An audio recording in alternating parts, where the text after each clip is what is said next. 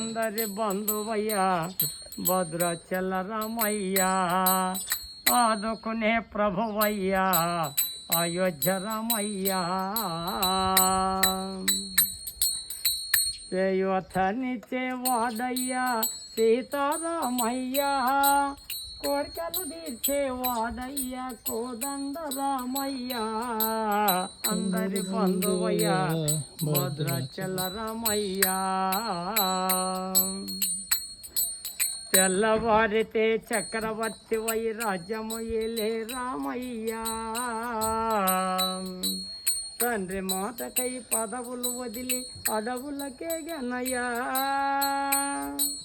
మహిళ జనులో కావగ వచ్చిన మహావిష్ణు అవతారమయ్యా